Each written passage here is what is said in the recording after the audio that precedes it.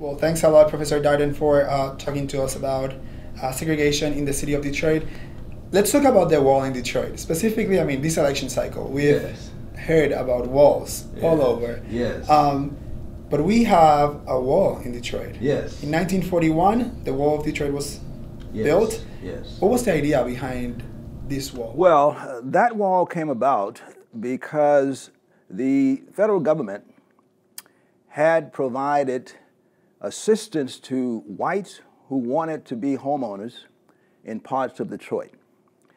And the government would only give these whites that assistance if they lived in an area, this is to the developer who wanted to build a housing, in fact, if they could build that housing in a place that would guarantee that it would remain all white. And so to assure that, the developer built a development in a place near blacks. Blacks were already there, and he wanted to make sure the land that he built the development on for whites only made sure blacks could not enter. So to satisfy the federal government, the white developer built a wall that would separate the white development from where those blacks were concentrated.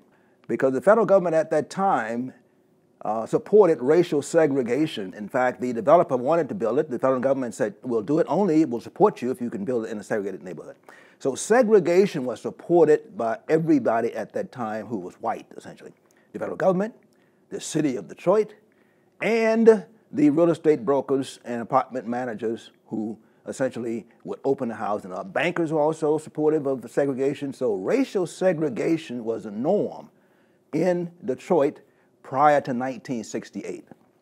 When was the concept of this wall starting to be rejected by the government?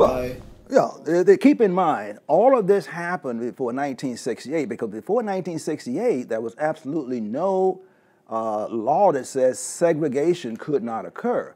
68 was the Federal Fair Housing Act.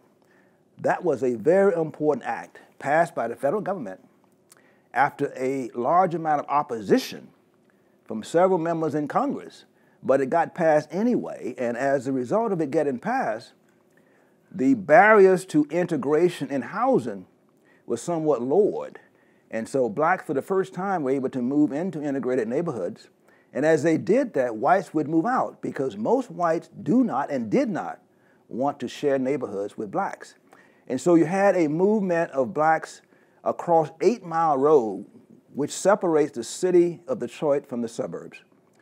Before 1968, blacks could not get across that wall. It was almost like a separate country. You could not cross it. And so after 68, blacks were allowed to cross it, and they started to do so. And as a result of that, you had suburbs emerging with blacks in them. For example, one suburb on the edge of Detroit called Southfield became predominantly black because of the 1968 Fair Housing Act allowed blacks to move across the boundary. And so they did so.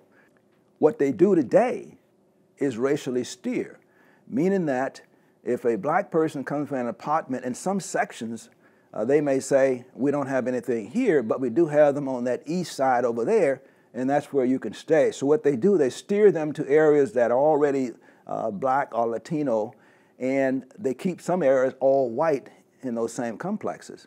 That happens today because a real estate broker or an apartment manager can steer, and the homeowner, or excuse me, the applicant will not know they've been steered. The only way you can tell that you've been steered is to have a white person try and get that same apartment. And if they get different treatment, you know you've been steered. You cannot tell on your own. Race, in other words, operates independently of socioeconomic status, meaning that blacks cannot translate their income into a better neighborhood as whites can. That's the motivation for blacks. So you get the motivation for whites is to resist blacks. The motivation for blacks is to get a better place to live. You can't get a better place to live without integration. So of necessity, blacks have to integrate. Let's talk about Latinos in Detroit. Around that same time that the wall was built in Detroit, Latinos started arriving in Detroit, specifically Mexican Town. That's right. That was Mexican Town. That's exactly right. Right now we see how Mexican Town has changed. How the arrival of Latinos, of like Mexican immigrants in Detroit, in Mexican Town, changed the dynamic of race in the city. Yeah, what you had, as you know, the ones that are there in Detroit, some came to Michigan as agricultural workers, and they worked in the rural sections of the state, some outside of Saginaw. These were places that would be considered suburbs, but they're further out, they're rural in nature. And so they worked there as agricultural workers. And they made their way into Detroit because they wanted to cease working as agricultural workers and work in the manufacturing industry because it paid more money. Now, what happened was, for a very long time, there was already a small cluster of Mexicans in the southwest section of Detroit, and they've been there for some time. And immigrants oftentimes, for protective reasons otherwise, will cluster where some are already there. Sometimes maybe family connections, but that's a tendency to do that. And so that's what happened with them. I mean, they were there, so they clustered right in that same particular part of Detroit.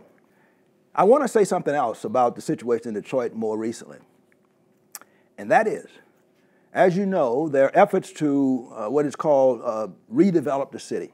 Okay, redevelop in two ways. One, redevelop commercial buildings and redevelop apartment buildings that will create jobs. Right.